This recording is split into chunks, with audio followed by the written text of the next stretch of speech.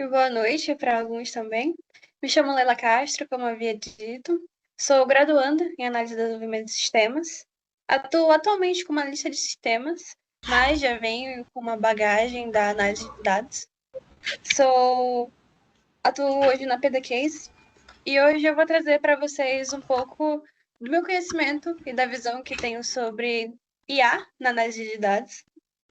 E para dar uma contextualização inicial, é fundamental que a gente compreenda que a IA deixou de ser uma tendência do futuro, ou algo distante.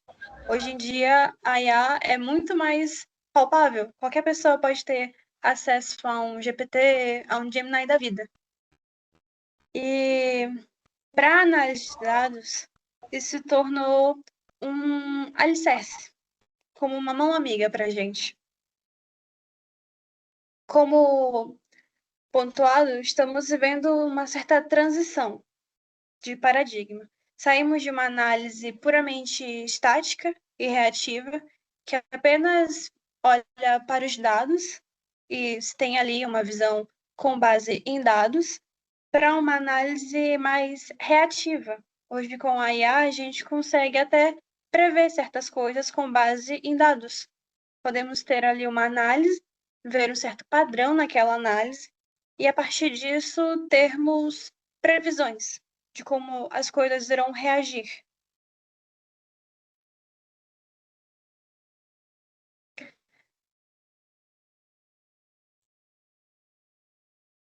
E aí a gente entra num assunto um tanto confuso.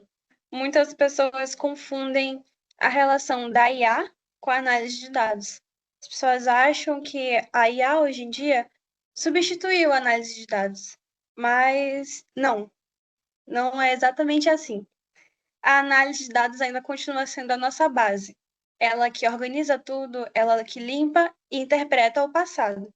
A IA é a camada de inteligência, podemos dizer assim, que a gente aplica sobre a nossa base, que são os dados, de fato. Enquanto a análise humana encontra o padrão, a IA ela aprende com esse padrão para otimizar as decisões.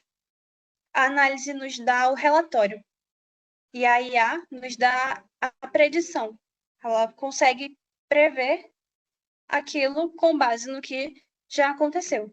E muitas vezes a recomendação da melhor ação a ser tomada. Então, uma coisa a ser pontuada é nunca confundir achando que a IA substituiu a análise de dados. A IA vai ser sempre um auxílio para vocês, mas a base para a análise de dados segue sendo a mesma.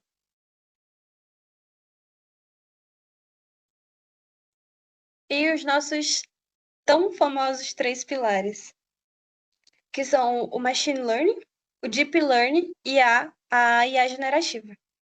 Para a gente não se perder um pouco nesses termos, vou dar assim um geralzão por eles.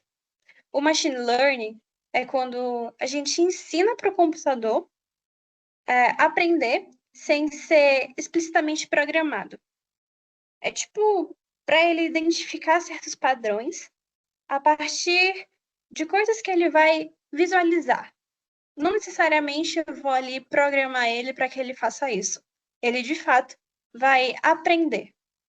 O Deep Learning é a evolução do Machine Learning. Ele tenta mimetizar, de fato, o cérebro humano, com camadas neurais digitais. É o que permite, por exemplo, o reconhecimento facial.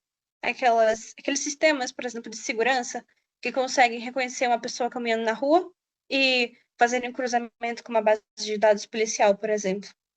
Ou entender o que eu estou falando quando vocês vão conversar com o ChatGPT e ele consegue responder. Esse é o Deep Learning agindo.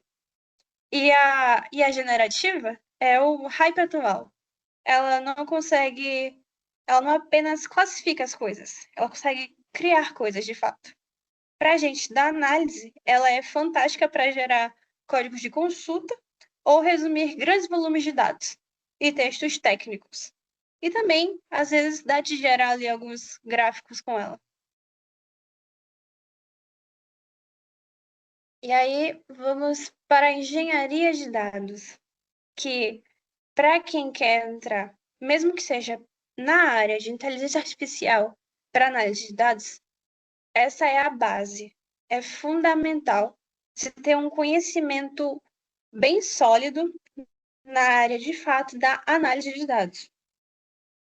Como analista, a gente sabe que não tem uma IA mágica, uma IA que faça completamente o nosso trabalho.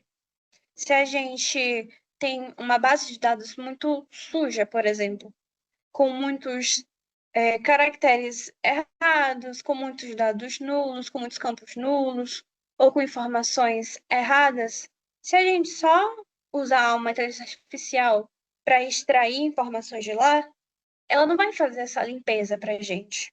Ela vai trazer informações confusas, dados falsos, valores falsos, métricas que não são reais, porque não se teve uma engenharia por trás ali para fazer essa limpeza.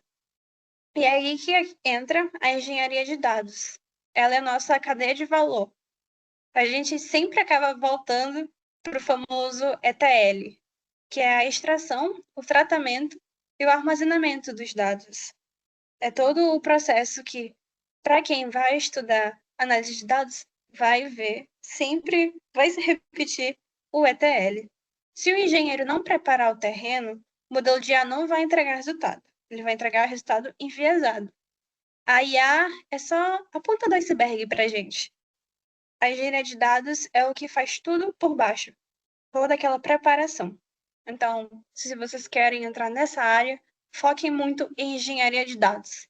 É uma delícia mexer com grandes quantidades de dados e fazer toda essa limpeza.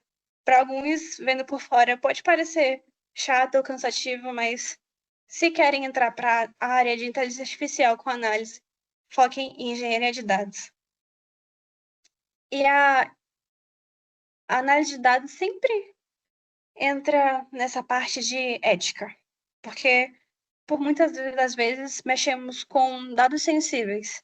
E quando se trata de usar inteligência artificial, é um tópico bem sensível também, porque a forma como nós usamos a IA, ela depende muito da nossa ética. A IA traz um poder enorme para a gente, mas exige uma grande responsabilidade. Se usarmos dados históricos com preconceito, por exemplo, para treinar uma IA, ela vai automatizar isso. Ela vai perpetuar isso.